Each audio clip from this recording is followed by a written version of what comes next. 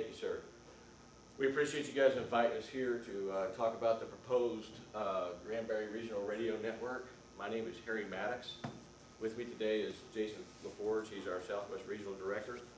And my scientist, engineer, Keith Turcotte, all the way from California. So we appreciate you guys coming.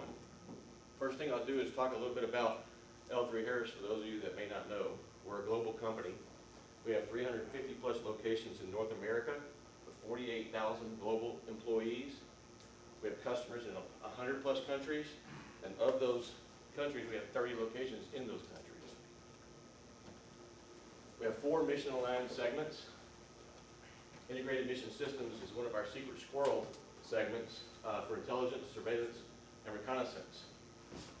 Communication Systems is our segment, which is for mission-critical network and communication systems for U.S., international militaries, public safety, and commercial customers.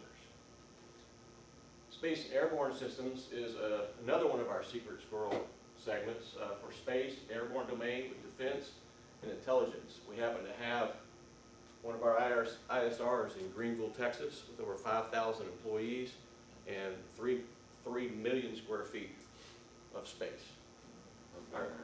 You've been there, you know about that, huh? Aviation Systems is our commercial and military aviation solution systems, networks, and pilot training. We're an $18 billion company with 48,000 employees. Our communications segment comprises of public safety, tactical communications, broadband communications, and night vision. We've been there and we've built that. We have one of the busiest P25 systems in the United States, one of the largest LMR networks in North America. We were the first P25 based push-to-talk application over broadband, the first LMR network with core built-in levels of redundancy, and we were the first converged LTE and mobile radio on the market. I wanted to start with that first because I know some of you didn't know much about L3 Harris, and so I thought it would be important that you know that communications is what we do, networks is what we do. It's important to what this opportunity is all about. So what we're going to talk about today is, obviously I've done the introductions, and we've got the L3 Harris overview completed. And what we'll do is we'll talk about the Granbury Regional Radio Network. And with that, if you guys could step through and introduce yourselves to us. Yeah. Yes. I'm Dave Eagle, Commissioner Precinct 4. Jack Wilson, Commissioner Precinct 3. And I'm Ron Cotton, Commissioner Precinct 2. Kevin Andrews, Precinct 1. Roger Deeds, Hood County Sheriff. Katie Lang, Hood County Clerk. John Hurley, Dispatch Supervisor. Steve Smith, Chief Deputy. Casey Moore, Motorola Solutions. Brad Rice, Motorola Solutions. Excellent, thank you. So I am going to make a comment to this. Some of this is proprietary in nature, and I understand this is a proposal that was provided to you guys that has confidential pricing, things along those lines. Since our competitor is in the room, we're not going to cover those specific details in front of them. So that's kind of how we're going to have to operate in that regard here. So appreciate it. Enjoy having you gentlemen, but I'm sure you understand. So without further ado, what I'm going to do is I'll bring Keith up. Again, he's our scientist, engineer that played an integral role in designing the network that is going to be presented to you. So what you're going to see here is slide versions of the book that's in front of you. There's a lot of reading in the book. The slides is going to break it down for you and make it a lot easier for you, okay? So thank you, appreciate it. Thank you, Harry. As Harry mentioned, I'm a systems engineer with L3 Harris. I've been designing public safety and mission critical infrastructure for probably 35, 40 years. I appreciate the opportunity to visit with you. I've got 40-ish slides. The opportunity for death by PowerPoint is significant. I'm happy to break out, and I'm only going to go through, I only plan to go through about 20 of them, and then we can go back and look at some other details. And Feel free if you have questions to interrupt me. I'm going to trust these guys. If I get hung up on something that's of no interest, they'll tell me to move on. But I'm happy to make this as interactive as we can. There's an enormous amount of detailed information in the binders that you have. It's tremendous reference information on the system that we're proposing to you, and all of the features that it has and all the benefits. Just at a very high level, this is a trunk system, the heart of which is a computer control system. The architecture that we used is used, the exact same architecture is used at some of the largest public safety communication systems in the world, some of the most critical, some of the highest reliability there are. This system consists of a distributed core. There's all of the applications and services that enable the system are redundant, and the databases are kept synchronized all the time, so that should you want to install a patch, make an update, you don't have to take the system down to do that. We all know from time to time even the best computer systems get hung up. That doesn't affect your public safety communications. That all happens in the background and allows the system administrators to maintain the system and address any concerns should they come up. The management systems are available anywhere because of the distributed nature of the system. The proposal that we have in front of you is based on building on the Granbury Regional Network. They'll be, if you will, the super user. The county can then have, through agreements with Granbury, their own management infrastructure. The ability to add, change, move any parts of the system is entirely under control. Granbury wouldn't need to have any role in that or any knowledge. Obviously, all the communications would be completely separated. Tied into that core is then the part that we're all traditionally used to in public safety communications, the tower sites. So this proposal includes 2 P25 Phase 1 and Phase 2 capable tower sites with 4 channels each. There's an option to add a 3rd site, and I'm going to talk about those sites in a lot more detail in a few minutes. Operating in 700 megahertz. The proposal includes dispatch infrastructure. We're providing for you 4 of our flagship Symphony dispatch consoles, a fairly new product that's been widely praised in the marketplace because of its ease of use. Training is tremendously simplified. The consoles, and we'll talk more about this in a few minutes, allow a lot of flexibility in terms of when users sign onto the console immediately comes up with their configuration. If you wanted to send your dispatchers to Granbury's office, when they log into the consoles at Granbury, they'll come up with a Hood County configuration. Likewise, if they needed to come here for some reason, same thing would happen. That would happen wherever the consoles are installed on the network. There's lots of layers of interoperability built into the system. At the very basic level of interoperability is the radio. And you already have some of our radios. You're familiar with the capabilities of these radios in lots of different bands, working on Wi-Fi, working over FirstNet, Verizon, other broadband communications networks. The system includes interoperability to legacy systems as well. So if you have a VHF paging system that you're going to maintain, if you have a neighboring community that you want to be able to communicate with that doesn't have P25, integration to that system is included in the proposal as it's outlined. Not specifically included, but available, is P25 standards-based interoperability to other P25 systems. The standards acronym is ISSI, but that enables you to connect different vendors' P25 systems together, and if the other vendor supports it, you can roam without any user interaction into other neighboring systems. The user doesn't even need to know they're moving from one network to the other. I mentioned our broadband solution. The trade name is Beon. That enables you to communicate where you might not have land mobile radio coverage.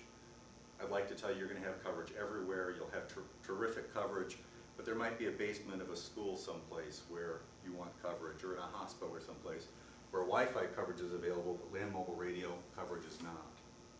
Another nice feature of Beon is that you might not want to give this radio at the expense that this radio costs to everybody who's going to use the system, right? There might be school administrators that you might want to give a cell phone to. And with Beon, they can just as easily communicate with dispatch, or officers on scene can reach school administrators with an application on their cell phone. You might have a special event going on. You might want to give the special events coordinator access to your public safety network in case there's an emergency. You can literally email them access to your public safety radio system, allow them to communicate with full AES 256-bit encryption for the duration of their event, and then your administrator turns it off. Could be for a day, could be for a week. You have that flexibility to add users without having to give them one of these.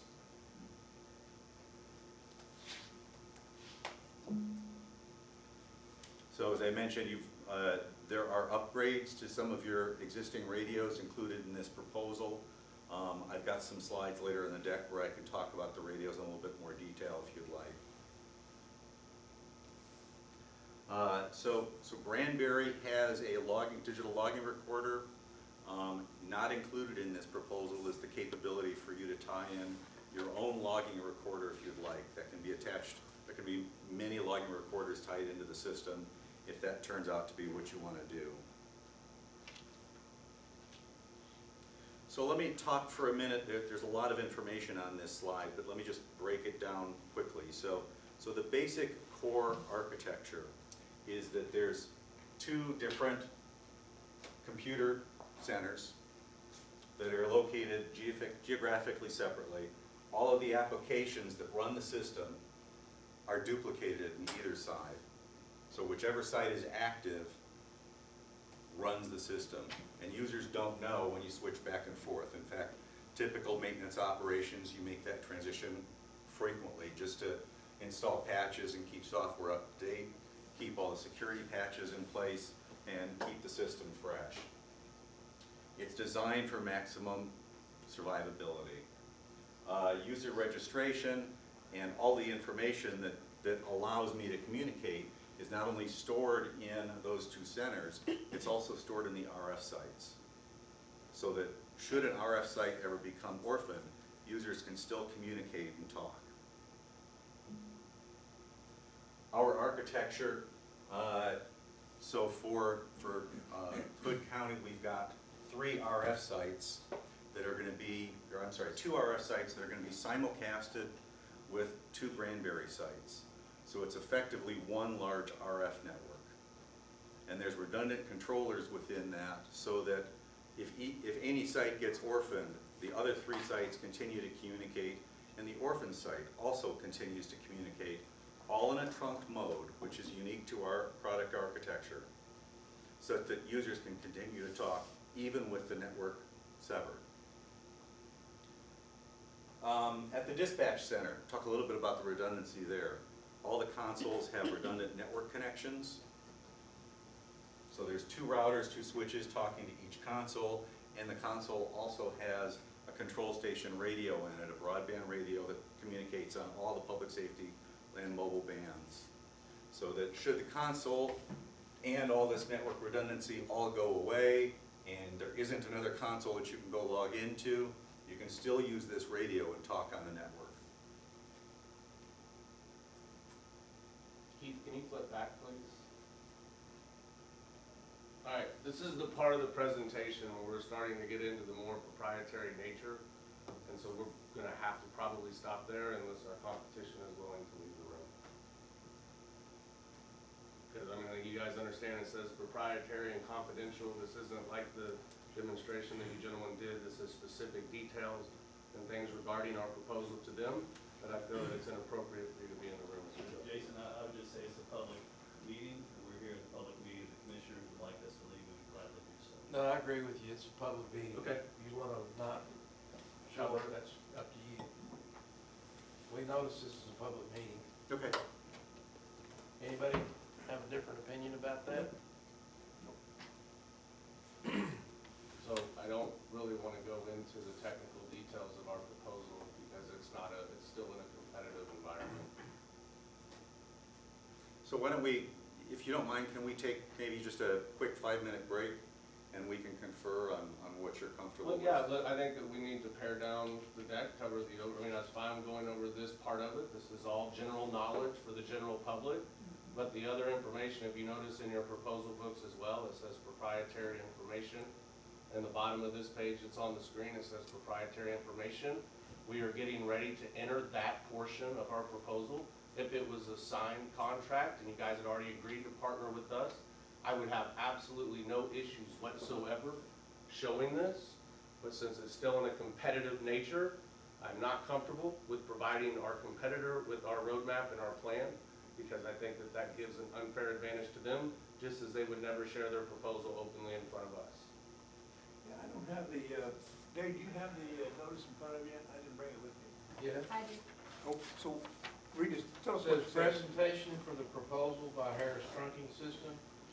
No action will be taken at this workshop, and as it will be an informational workshop only, 2 or more members of the Commissioners Court may be there.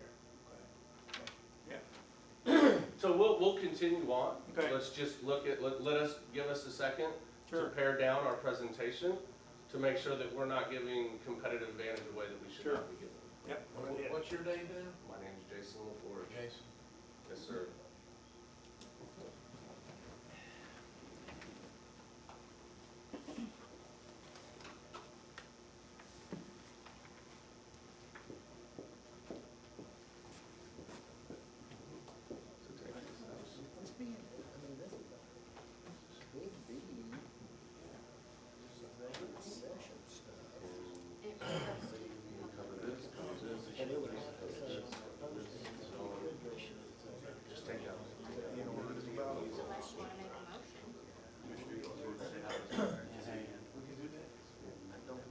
I don't know what your rules are. Last Commissioners Court day, you had 3 motions. You guys don't have rules. Yeah, but, Just not here, I didn't go to him. Why don't we take it in? well, I don't know as though, I mean, that still might be a bad idea. There might be a reason why we can't do that, so that's, That's why I said I don't do that. and I don't know if it would have had to been posted. And I'm not gonna order the public out. Yeah. Maybe posting. Doesn't happen. Well, I've got time, and I'll tell you, they're gonna clean the bathroom. But, I don't know, Dave's always the legal hound on this stuff. We're just trying to figure out what's legal. I mean, we want to do the right thing, and we don't want to do anything illegal. We want to do the right thing. And we're relying upon you to, Yes, could we sir. go into? So what's the question? Question is, could we go into executive session here? Could We didn't notice it. No, we Gates didn't. open and Diane was there. We will gladly come back, so I think we come back, we have removed from the presentation the confidential information. And then whenever you guys would like us to If I'd come have back. known, if I'd have known that. I know, and we there's- could- so we there's- could- that's where I'm We could have put missing. it on the agenda that may go into executive Right. session if we're talking about Right. pricing. But seeing as how we didn't in the notice, I don't want to get out of, No, I agree. Let's That's- continue on with this. This will take maybe 10 more minutes. Then we Okay. can reschedule a meeting to Sure. go over the confidential and the proprietary information. that'll work. Does that work? I mean, that Yeah, really, that's that's, to like me, that's the fair, Yeah, that's the, I'm just trying to do the right and the fair thing. Right. Right. I don't have any problem with that, so, Thank you, sir. okay. Okay, thank you. So should we start?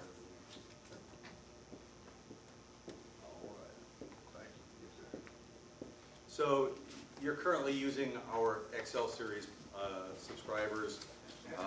We have about a dozen different subscribers in our product line. The XL Series is really our flagship product. This is, as Harry mentioned, in the past few years, a lot of the architecture that's in these subscribers came down from the military. The ability to put so many bands in a single radio, lots of the modulation techniques have all been added in to enable these radios at the level that they're at to be available. Are those what we're using presently in Hood County? Those what you're talking about? You are currently using the XL 200P. Yeah? You do not use the XL 200M as of yet. I believe you have a Kenwood product. Oh, okay. Is that correct? That's correct. Yes, sir. Okay. So, real quickly, Oh, and may I, sorry. So the Kenwood product that you have, it can be upgraded to trunking, and it has some other standards, features added, and it will work on the network without you having to replace the radio. So I don't want you to think you have to replace your radio, but I will tell you that the sheriff had an amazing vision of what this radio has, the capability it has. It's interoperability in the palm of your hand. And what I mean by that is, it's VHF, it's UHF, it's 700, it's 800. It's Wi-Fi, and it can be LTE, and that's a part of the proposal, is to upgrade the radio, this portable, to LTE capable, which allows it to talk on cellular networks outside of the system. So, great vision, sir, to have purchased this radio to be able to expand that way. Again, the Kenwood Mobile, along with the P25 standards, would be able to work on the system. You would not have to break that radio. It's actually more than that, because it's VHF, UHF, and 700, so it covers Everything. the big spectrum of everything. Somerville County uses VHF, we can talk to them, they can talk to us. The city's on UHF, we can talk to them, they can talk to us. But everybody used to be on VHF, and it's still, the fire department, as we're transitioning over, it's VHF stuff, then the new 700, it's all wrapped up into one radio, so works great. so one of the things you'll notice about our product line, as described in the books, there's many different versions of the radio that looks exactly the same. You wouldn't necessarily want to give the same radio that law uses to public works. Right. But it sure would be nice to be able to swap batteries around and only have to train everybody once. So the entire XL product line is designed so that it's the same box, it's the same controls, but depending on what user you have, whether or not they need the multiband radio that does everything, or they need a radio that works on one band, or they need a very simple radio that's one band, no encryption, for a public works kind of role. All of that has the same kind of user experience, whether it's portable or mobile. It's exactly the same software, it's the same user interface. So this is a top-tier radio. There's an enormous list of features and functions that this radio is capable of. I'm not going to take a lot of time. We're talking about all the different bands, the fact that support works on Verizon and AT&T or FirstNet. At the same time, by the way, it has 2 SIM cards in it. It works on 2 carriers. So that in case you're in a location where you have great coverage from one and not the other, next location it flips around. We all intuitively know that kind of problem. The modem in here, I think, supports 23 different carriers, because this radio is used around the world. It can be programmed over Wi-Fi. It can be programmed the typical way where you hook up a cable to the connector on the side. Long list of features, long list of really cool functions. If you're a system administrator and want to control how the radio is used, then I'm not going to take too much time to go through. But this radio was designed for use. Make it as easy as possible and make it sound, make the simple voice communication work. All the displays have multicolor backgrounds and advanced graphics. So you can immediately tell, am I in dispatch? Am I on fire attack 1? You know by what color the displays are. You can know what group you're talking on, to make it very simple. We leveraged Harman Kardon to help us design the sound system that's in this radio. It is a sound system. It's got a woofer in the back. It has a tweeter in it. It has tremendous loud volume. If you were at the demo days that was in Granbury a few weeks ago, you heard us playing Born in the USA on this radio.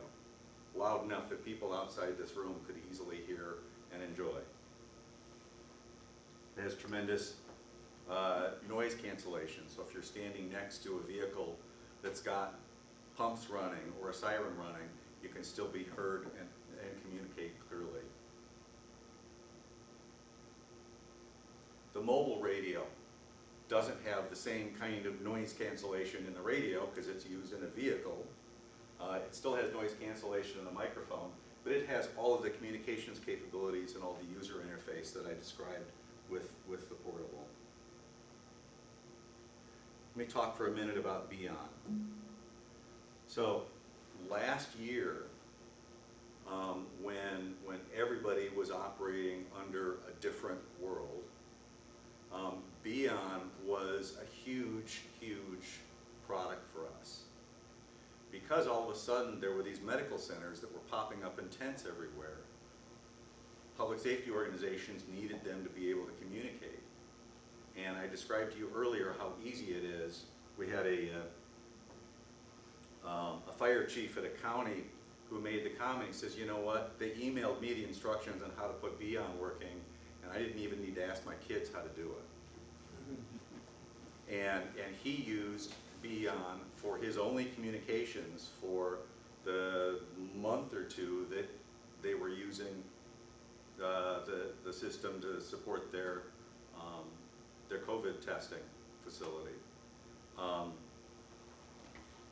It's very, very powerful and flexible, and in terms of flexibility and interoperability, it's hard to beat something you can get you can use to get somebody online so easily. I should mention, it's cellular, it's outside your network, but Beyond was designed from the get-go to use the same security architecture that the AES 256-bit encryption NIST requirements all call for. It is as secure, the voice quality is the same, the flexibility is all there. It's a very, very powerful tool. You don't have control of the network in the middle, right, because that might be AT&T, but you still have the ability to communicate. A lot of people like this. Harry was talking to me about this the other day, about a police chief who was at a trade show in Anaheim and was still able to communicate on his home network. It gives you that flexibility. That app works on any, It works on Apple, it works on Android, and you can load it on a Windows computer or tablet, and it's a very simple app, obviously with lots of information in the background. Do you have the full bank of all the channels programmed into your radio available on that phone app? Yes, it's when I log in, it immediately goes out to the network and gets my configuration for this device, and everything that I want will automatically be downloaded on it. And I can go in, and I have a long list of groups that, these are all demo groups that I have that I can play with and get in and log into whichever talk group I need to listen to and communicate on. So in the example of this room, you could actually have one of the computers that would have the application on it. You could possibly have this computer here. And if y'all needed to listen to a very specific channel that was associated with the emergency that you're currently dealing with, you could actually have it on and be able to listen to it in this room without having to have any radios, any other communications or anything. It would be right here in this room. You could even set up multiple apps and have multiple talk groups going of different things, so each person can have their own monitor. Sorry, Thanks, sir. I wanted to draw it to this lovely room that we have here. So let me talk a little bit about the Symphony Dispatch Console. So He's perking up over there, just so you know. Okay, good. So the Symphony Dispatch Console was released about 5 years ago. Tremendous accolades, a lot of enthusiasm. It was designed by dispatchers for dispatchers' use.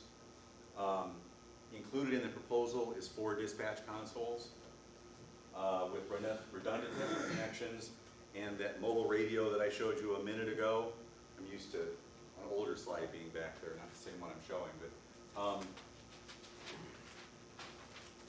the same, that mobile radio multi-band being tied into the dispatch console.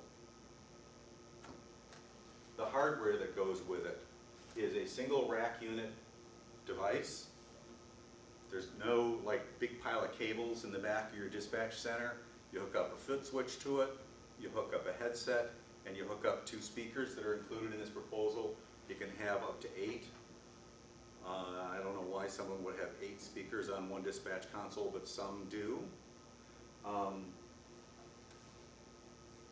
And an Ethernet cable. And that console can go anywhere. All of the interfaces are in the back of it. There's no fan to make noise. This is an industrial computer designed to last, I forget how many hours, the meantime before failure in this computer. It's designed to operate with no ventilation for a very long time. The hard drive is right here to enable you to do hot swaps if you want to update the system. It's based on Windows 10. So if you want to update it to Windows 11 or whatever comes next, it's simply swapping out the hard drive. It's a very easy thing to do. Question on those, is it capable to be able to hook in the phone system that we have? So included in our proposal is something called Call Director that allows the dispatcher to talk on one headset and communicate on the radio, talk on their phone on one headset, and use the same headset to talk on the system. Do you remember when I interviewed you? Mm-hmm. You remember all those things you said that you needed? Mm-hmm. I included it. Perfect. All those things you talked about, all those things you can't do, I put them in there for you. Good deal. Yes, So sir. there's also I/O controls if you want to control a door lock or a light tree some dispatch centers have if there's an emergency occurring.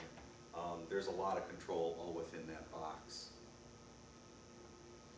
From a software perspective, you'll notice, I'm not going to do too deep a dive on this.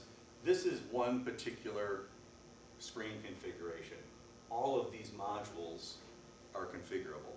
When you purchase a system for us, we'll sit down with you and design the system together.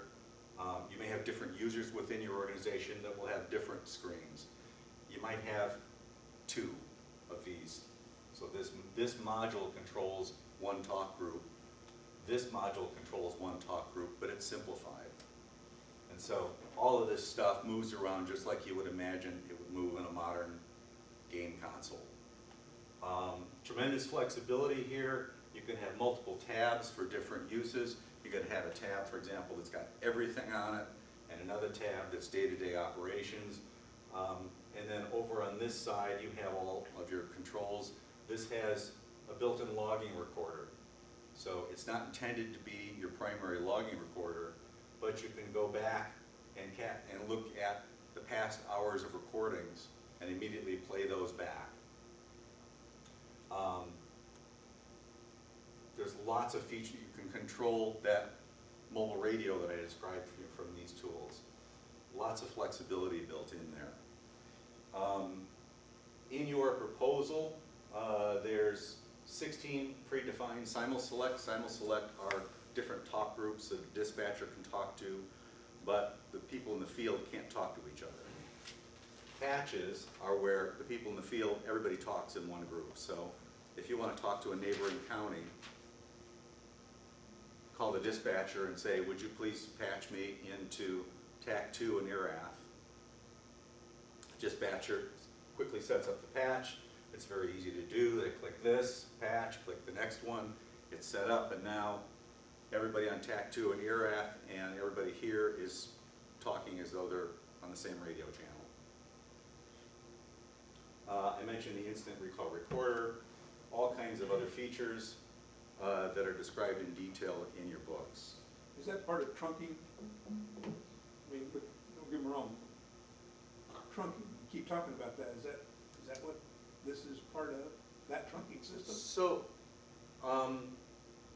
there's a lot of details in what you just asked, but I'm afraid there were. so The interoperability of this system and the flexibility of this console is what makes what I just described to you happen.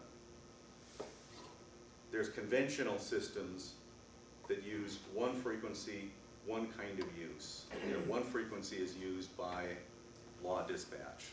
Another frequency is used by utilities. When you trunk, you abstract the frequencies. The users don't know that anymore. And the computer system says, I have a user that wants to talk. Anybody else that wants to talk who's in that user's group, let's call it law's command channel. And whatever frequency I can find at the moment is the one that I'm going to use. And the system in the background automatically tells the radio, so there's a control channel. It kind of works like a cell phone, actually. There's a control channel in the background that tells all the radios, hey, law command is on frequency 700.23. And it makes the system much more efficient. If I may, I'm going to interject here. So a lot of the features that we're talking about, some of these features are available in conventional consoles. Some of the features you have. You have IRR, right? You have the ability to have the different talk groups or channels. This in conventional world is channels, right? You have that capability, right? That's the conventional world. So to answer your question is, yes, some of this is conventional. A lot of it is related to the trunking world that we're now bringing you into. The big key here is this computer, this little device that he's probably going to show here in a little bit, is all you need. Right now today, in your back room, you have a bank of radios that enables all this to work. All that goes bye-bye. Because it connects via a Cat5 cable out to the microwave into the network, the regional radio network. All the functionality now is all IP based, and you can grab any talk group you want and set this up any way you want to talk to anybody you want. That's the power you have. All that equipment in the background goes away. You don't need it anymore. Because guess what? It's already in the world. It's in the Granbury Regional Radio Network. It's out there on those tower sites. Why duplicate it in the back room? It's an expense you don't need anymore. So that's the power of the trunking, okay? Along with all those other features. You can't get some of these features in the conventional world. Let me explain one of the most important features. You got a tornado coming, and it just popped up just like it does in Texas without any warning, right? You need to get a message out to your team quickly. In your world right now, if you wanted to do that, you have to wait till they stop talking. You have priority preemption. You key your microphone, it cuts their communications off, it opens up their microphone in the field, and you get to say, we have a tornado, it's coming down Main Street, I need everybody to take cover now. After the tornado finishes, I'll send out alerts as to what your response is for needed and moving forward. And it's going out to whoever, whatever system they're on. That's right. It's gonna interrupt. Whoever the dispatcher wants to send it to. Whoever He wants to- can set up an all call. If you had multiple talk groups here, he can set up an all call real quick and just bam, make that announcement across everything if he had to. In today's world, you can't do that. We get a busy signal anytime somebody's on the radio and we try to key up, we get a busy signal saying. You can't interrupt them. Right. Yeah. With a trunk system, that doesn't happen. Right. You That's have control. to answer your question. So there are some features that, yes, absolutely. But for the majority of these features, these are all brand new to you. All brand new technology, all things that you cannot do today. It's my interview that I did with the county that said, where are your problems? Tell me where you have problems communicating today. And so we designed the system to solve those problems. And we stepped forward a little bit and said, what if? And those what ifs are in the system as well. Are we the first ones to use this system? Oh, no, sir. Oh, no. But we have them all over. Like I said earlier, we have one of the largest, what you talking about, Alberta? So this exact same architecture covers the province of Alberta that has an average number of users at any one moment in time of 20,000 people. I think there's like 680 sites, RF sites on that system. It's enormous. The Army and Navy operate this exact software for the Joint Capital, National Capital Region. That's all the base posts and stations along the west coast around DC. This is the same system they use. The only difference between that system and this system is we don't know what their encryption keys are, and they have bigger routers. Other than that, it's the same thing. So I got a question. Yeah. Well, it's off your topic, but just curious No, now. please. We get an Amber Alert, it hits every phone. Mm-hmm. How do they, is that somewhat, I mean, That is off topic, but well, so the way it works is actually very similar to the way this works. Every one of our devices, this and those phones, has a unique ID number. And the towers that communicate, whether they're cell towers or land mobile radio towers, are registering you as a known user.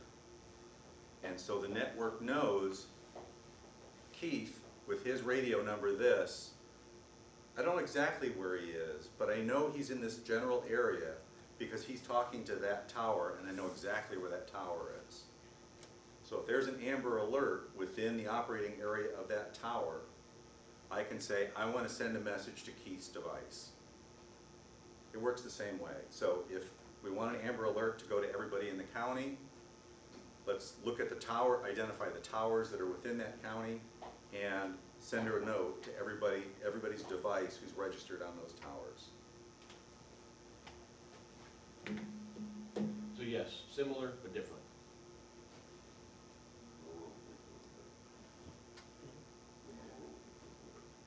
So one of the things that is included in your proposal with each one of these consoles is this thing here. This is called the baton.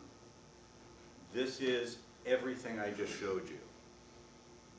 It has all the flexibility and power of that console, but it's collapsed into a second application that runs on a separate computer, and you get to what you want to talk to through menus. Most of the time a dispatcher is just keying up and listening on the dispatch channel. Most of the time they're watching a CAD display screen. And so this is a toolbar, just like on your Windows computer, that you can grab with your mouse and move around on a screen so that they can pay attention to CAD and still operate on their radio network and do everything they can on that full-blown console screen from here. It tremendously improves their workflow. They don't have to keep switching back and forth between computers. They can be on their CAD computer and operate their radio system from here. Do you understand what he just showed you? So that can operate on a separate computer That's right. from the actual console itself.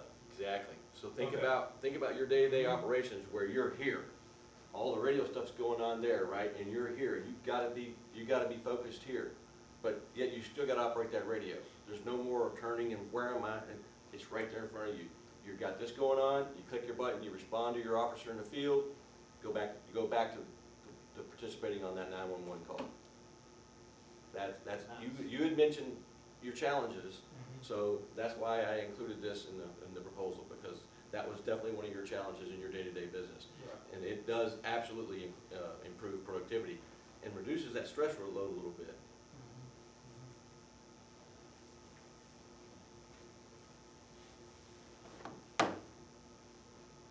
So another feature that we offer dispatchers or anybody is referred to as situational awareness. All of these radios include GPS.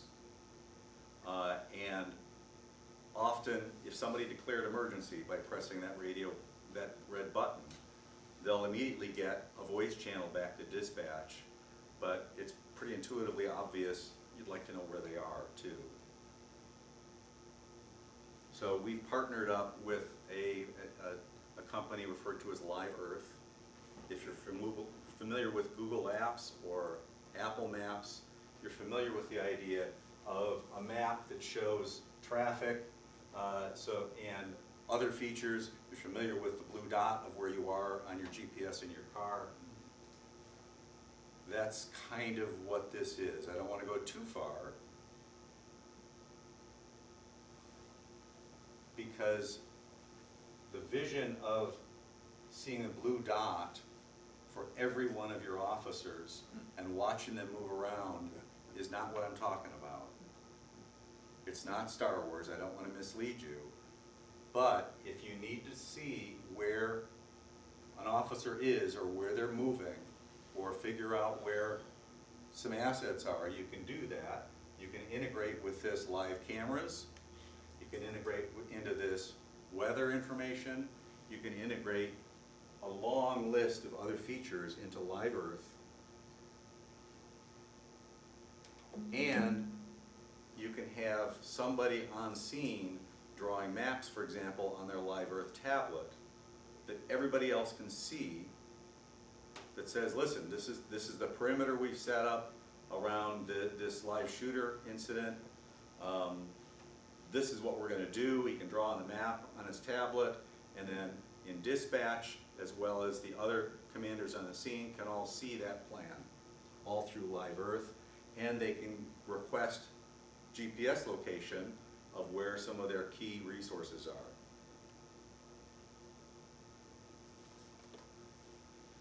There's a lot of detail about this in your books.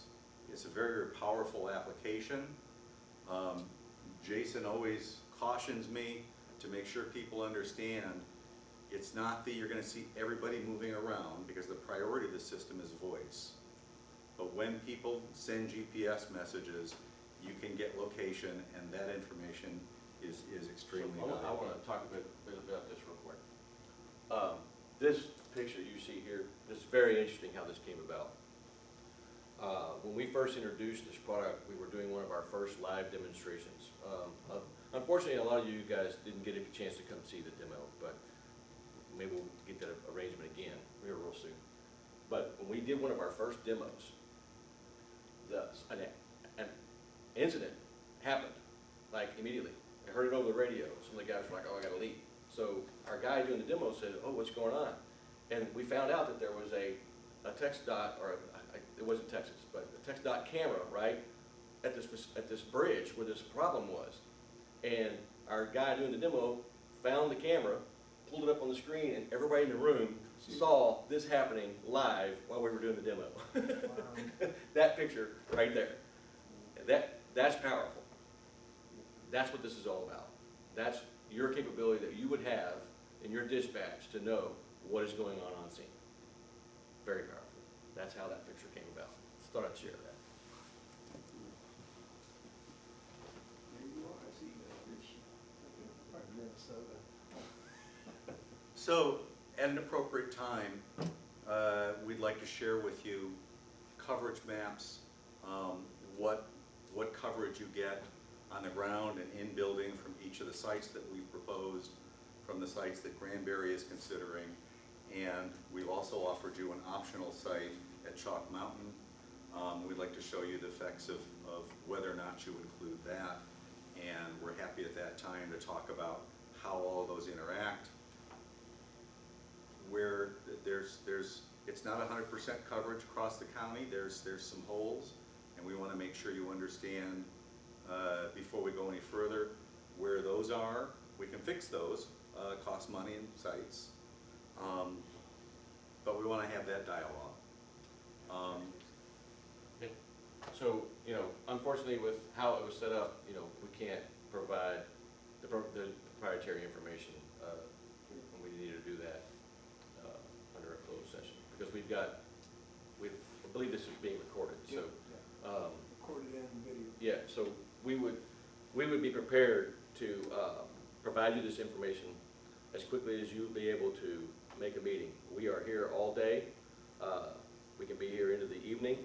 Can be here at your convenience if you so are inclined. So he's from California, and I can bring him back anytime. They have airplanes, and we're happy to do so.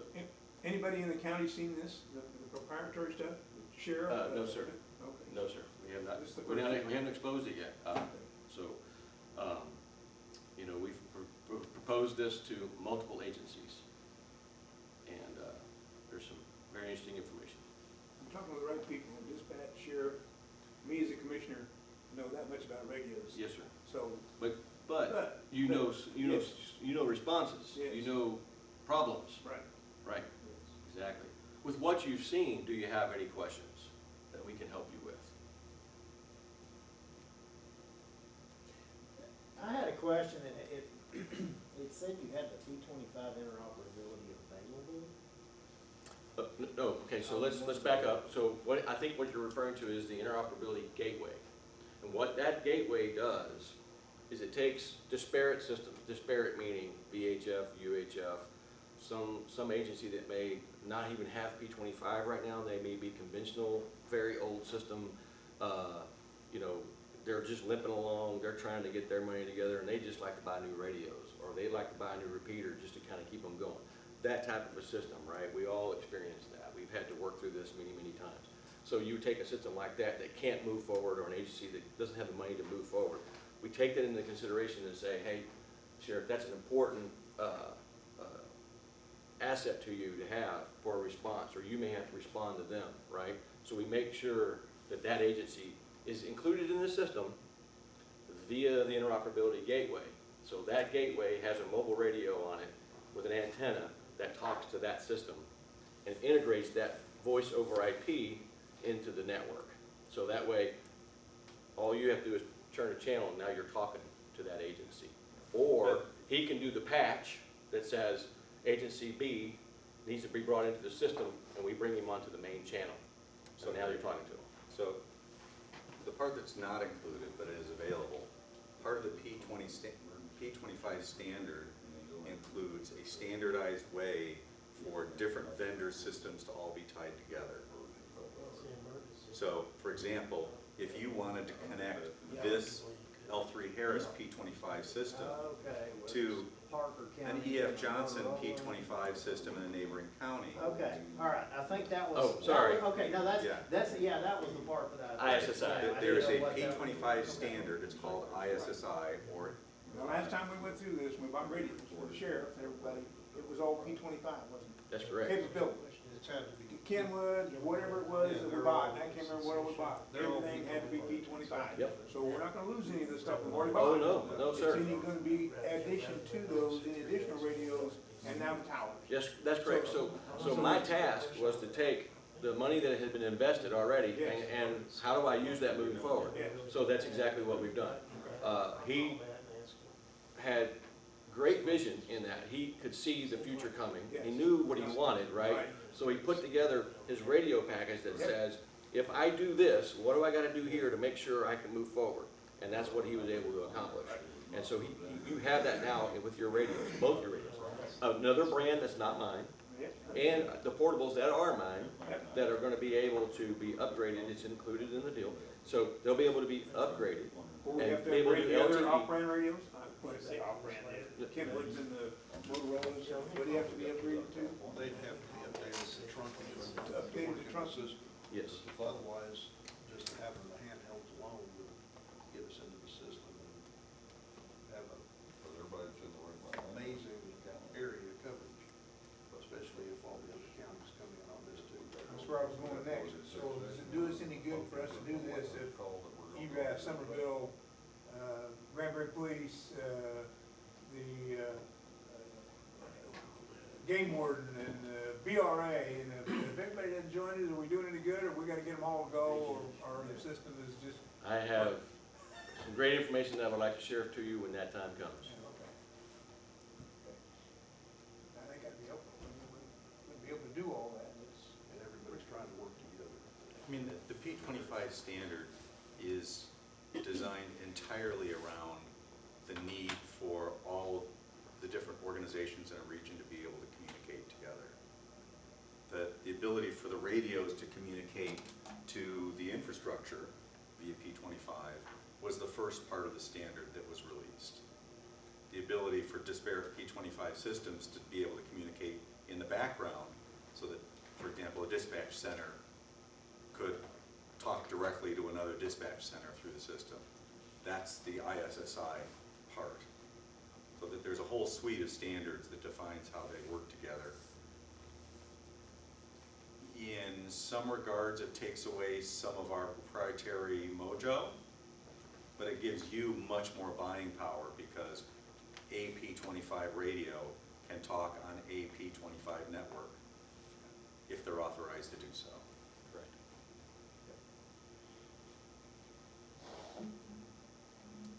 Any further questions? I look We're forward, sorry. Looking at a possible something, we'll know something in a couple of minutes, so don't. Okay.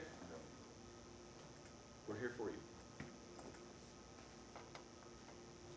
While we're waiting, some of the problems that we've had in the past years, when some fireman sits on a radio, or it could be law enforcement or anything, then you're trying to get the word out, open mic, dispatch is calling for an open mic.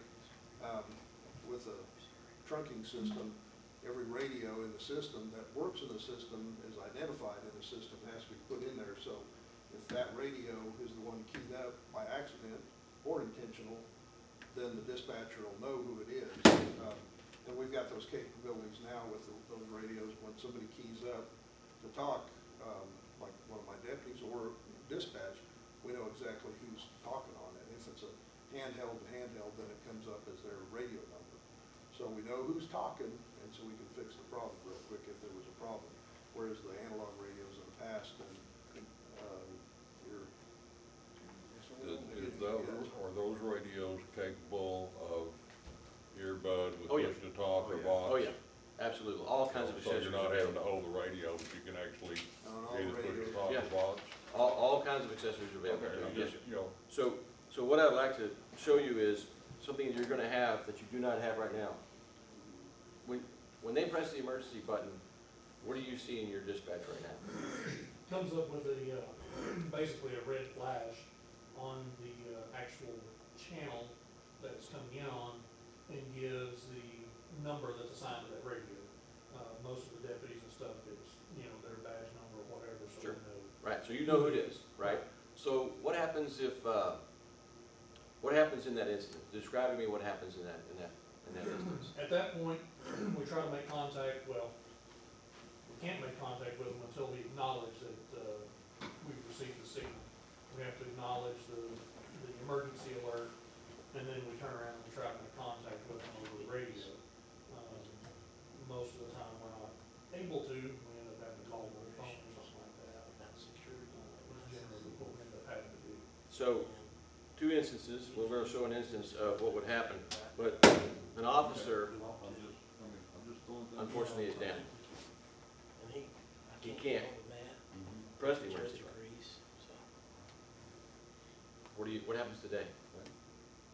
You just, You don't know. yeah, This radio, being in this position, and we program how long you say it can be in this position, as soon as it reaches that maximum limit, it sends out an emergency. It does all what you just described, lights up your screen, does all that neat cool stuff. You acknowledge the emergency. Now I got one better. I reach out to him, her, not responding. What do? You open up this microphone. so you hear. You reach out to him and her, and you say, hey, you're not responding, I'm opening your microphone. If you can talk to me, please talk to me. You open up that microphone and they can talk to you. What's your location? If you don't have our GPS location. Because in the emergency, if you have our GPS location, guess what? You know where that deputy is.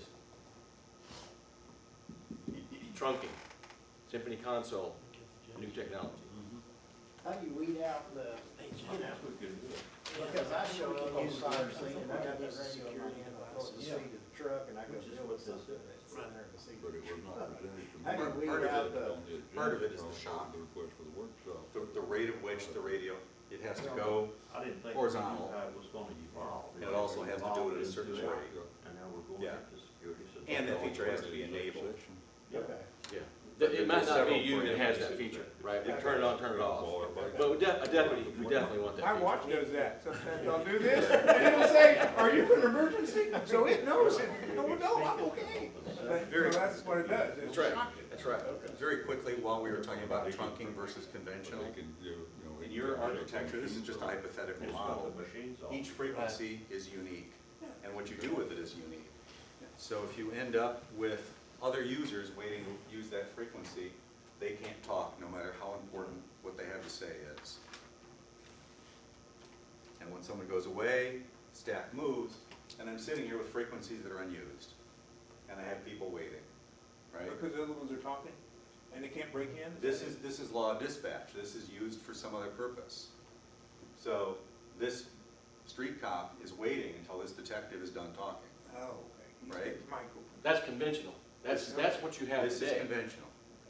In a trunking world, it's a different architecture. Number one, you take a channel away and use that for control data. So that's not for voice anymore. First reaction is, wait, I went from 5 channels to 4 channels, but in reality, it's far more efficient. When somebody comes in, even though they're talking on law, this frequency is available, they're immediately able to use it and talk to the people that are on their talk group. If no channel is available, they queue up. We design the system very consciously based on data we've collected from large networks for the worst case scenario. When something very, very bad happens, say in Miami or maybe in Los Angeles, if you have 1,000 users, how many of those users are all of a sudden talking at once, based on lots of historical data in big operations? And so we use that to design how many channels are necessary to make sure that in a worst case scenario, you don't have this happen. This is just a model. And as soon as somebody clears that frequency, any frequency, the person waiting in queue can go use that frequency. It results in being a far, far more efficient system. You don't have channels sitting waiting and users waiting on the system. That's the difference between conventional and trunk. Did you have something? Well, we had, tried to get hold of the county attorney, but I didn't realize the judge had gotten here, but I think we actually got some fine print at the bottom of our notice where we could adjourn into an executive session. Yeah, The judge wants to call But- that, and then, yeah. and then we can Talk turn the about camera security off devices. and Yeah. see what, get your proprietary Okay. part of this. That's fair, that's fair. Okay, we are now at 12:20, reconvening back into the special called commissioners meeting from executive session. No action was taken, and we are adjourned.